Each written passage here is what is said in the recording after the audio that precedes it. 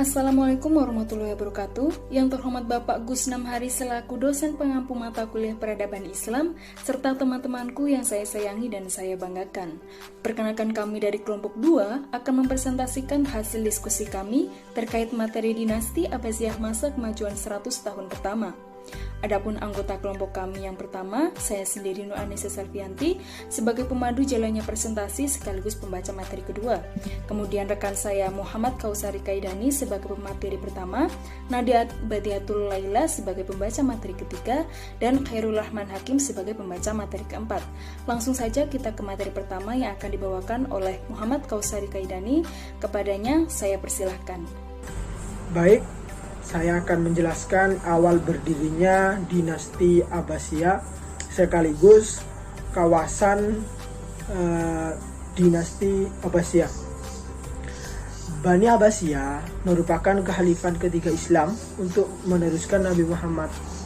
Didirikan oleh dinasti keturunan dari paman Nabi Muhammad, Abbas bin Abdul Muthalib, 566 sampai 652 Masehi. Dinasti Abbasiyah memerintah sebagai khalifah di Baghdad, Irak, dengan menggulingkan kekhalifahan Bani Umayyah. Kekhalifahan Bani Abbasiyah menggulingkan kekhalifahan Umayyah karena mengklaim sebagai penerus Nabi Muhammad. Berdasarkan garis keturunan mereka yang lebih dekat, pemberontakan yang dilakukan Bani Abbasiyah didukung oleh sebagian besar orang Arab yang dirugikan dengan tambahan faksi Yaman dan Mawali. Mereka dijalankannya kampanye oleh Muhammad bin Ali, cicit dari Ali Abbas, untuk mengembalikan kekuasaan pemerintahan kepada keluarga Bani Hashim di Parsi pada masa pemerintahan Khalifah Umar II. Pada masa pemerintahan Khalifah Marwan II, pertentangan mereka semakin memuncak menjadi-jadi. Akhirnya pada tahun 750 Masehi, Abu al-Abbas As-Saffan berhasil meruntuhkan dinasti Umayyah dan kemudian dilantik sebagai khalifah.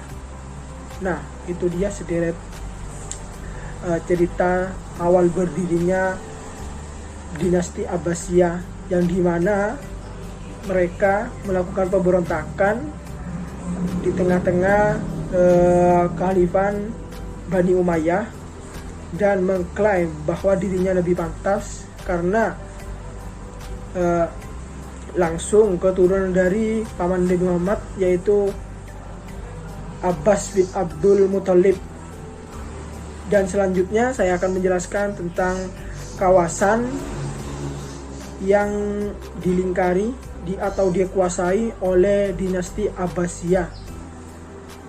Yang pertama yaitu di Arab, di semenanjung Arab, Saudi Arabia, Yaman Utara, Yaman Selatan, Aman,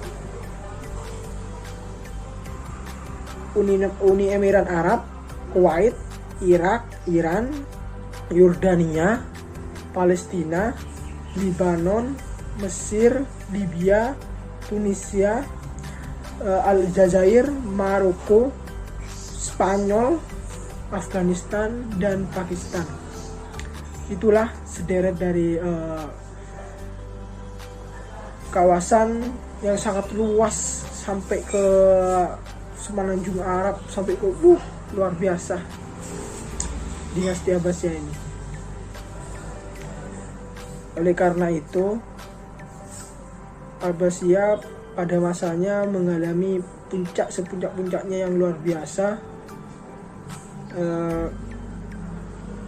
yang menandai tanda keemasan dinasti Abbasiyah karena merangku banyak kawasan di Arab. Sekian, terima kasih. Baik, terima kasih kepada saudara Muhammad Kausari Kaidani atas pemaparan materinya. Untuk materi yang selanjutnya yaitu masa pemerintahan dan khalifah penguasa pada masa dinasti Abbasiyah. Daulah Abbasiyah sendiri mengalami pergeseran dalam mengembangkan pemerintahan sehingga dapatlah dikelompokkan masa Daulah Abbasiyah menjadi 5 periode sehubungan dengan corak pemerintahan. Sedangkan menurut asal-usul penguasa selama masa 508 tahun, Daulah Abbasiyah mengalami 3 kali pergantian penguasa, yaitu Bani Abbas, Bani Buai, dan Bani Saljuk. Berikut adalah masa pemerintahan pada Bani Abbasiyah. Periode pertama, 750 Masehi sampai 847 Masehi disebut periode pengaruh Persia pertama. Periode kedua, 847 Masehi sampai 945 Masehi disebut periode pengaruh Turki pertama. Periode ketiga, 945 Masehi sampai 1055 Masehi, masa kekuasaan dinasti Bani Buai dalam pemerintahan Khalifah Abbasiyah disebut juga masa pengaruh Persia kedua. Periode keempat, 1055 Masehi sampai 1194 Masehi, masa kekuasaan Daulah Bani Saljuk dalam pemerintahan Khalifah Abbasiyah disebut juga dengan masa pengaruh Turki kedua. Periode kelima, 1194 Masehi sampai 1258 Masehi, masa khalifah bebas dari pengaruh dinasti lain, tetapi kekuasaannya hanya efektif di sekitar Baghdad dan diakhiri oleh invasi dari bangsa Mongol. Adapun rincian susunan penguasa masa pemerintahan Bani Abbasiyah adalah sebagai berikut. Yang pertama adalah Khalifah Abu Abbas Safak, yang kedua Khalifah Abu Ja'far Al-Mansur, yang ketiga Khalifah Al-Mahdi, yang keempat Khalifah Al-Hadi, yang kelima Khalifah Al-Harun Al-Rashid, yang keenam Khalifah Al-Min, yang ketujuh Khalifah Al-Ma'mun, yang kedelapan Khalifah Al-Muta'sim, yang kesembilan Khalifah Al-Waqsi. Selanjutnya ada Khalifah Al-Kahir, Khalifah Ar-Radi, Khalifah Al-Mustaqi, Khalifah Al-Muqtafi, Khalifah Al-Mufi, Khalifah Al-Muqtadi, Khalifah Al-Mutasir, dan kemudian ada Khalifah Al-Mutasid.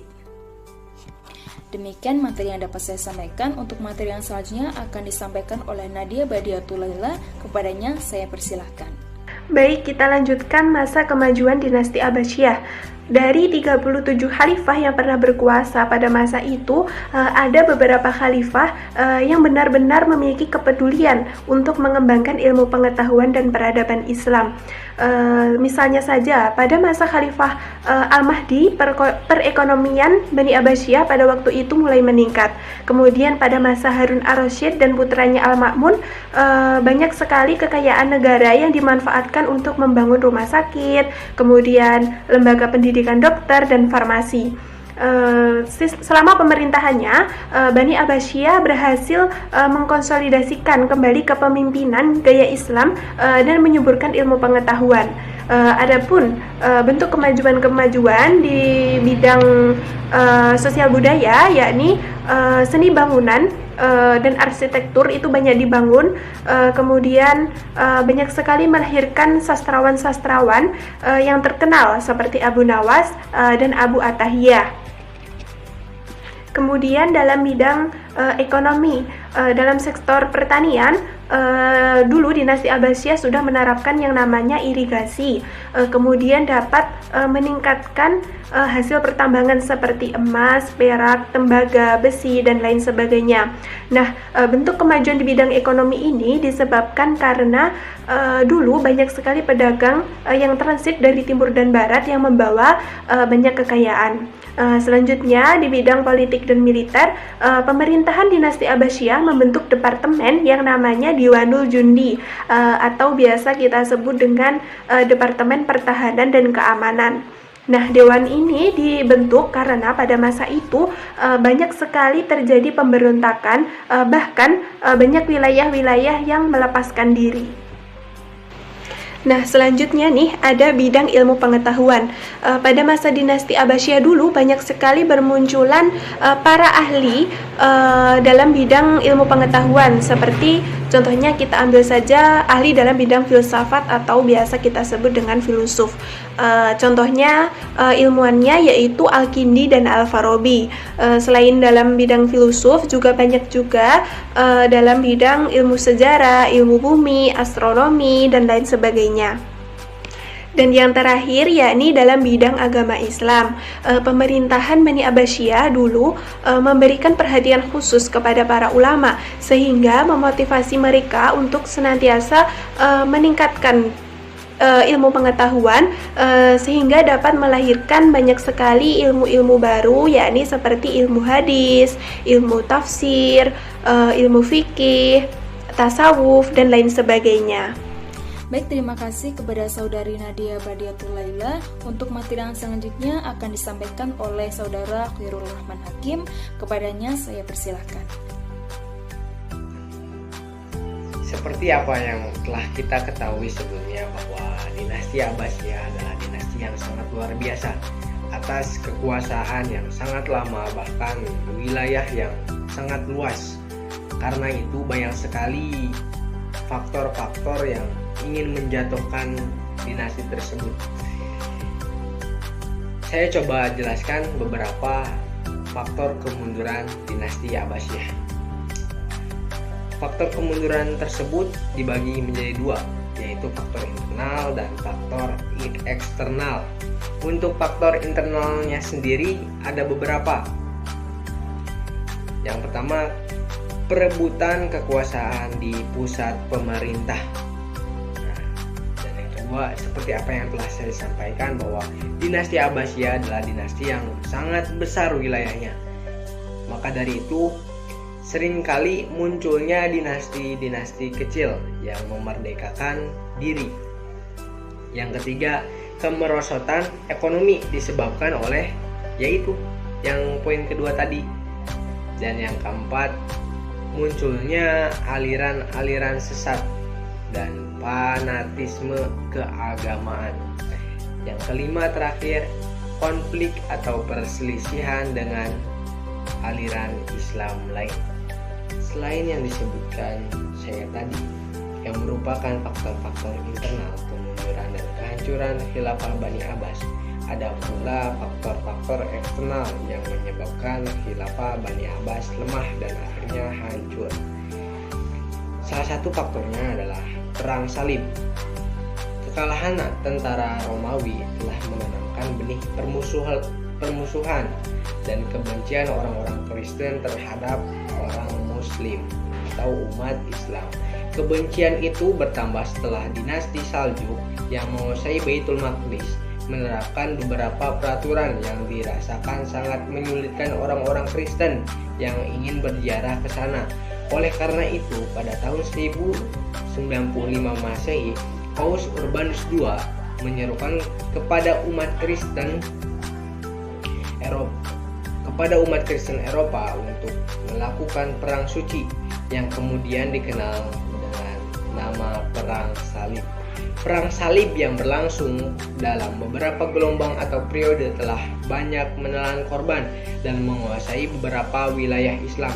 Setelah melakukan peperangan antara tahun 1097 sampai 1102 Masehi, mereka berhasil menguasai Nicea, Edessa, Baitul Maqdis, Akka, Tripoli, dan kota Tyre.